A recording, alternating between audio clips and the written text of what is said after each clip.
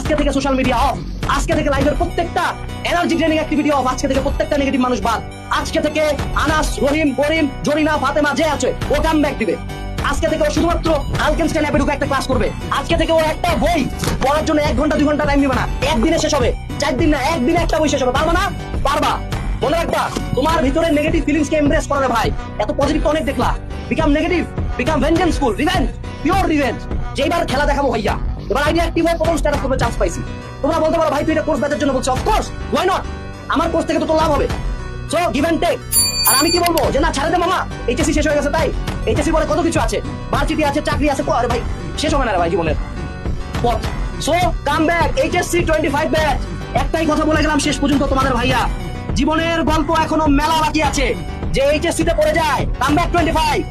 যে এইচএসসির খারাপ রেজাল্ট মানতে পারে না, সে জীবনে যে আরো কত কত ধরা খাবে তোমার আইডিয়াও নাই। তুমি যদি আমার লাইফের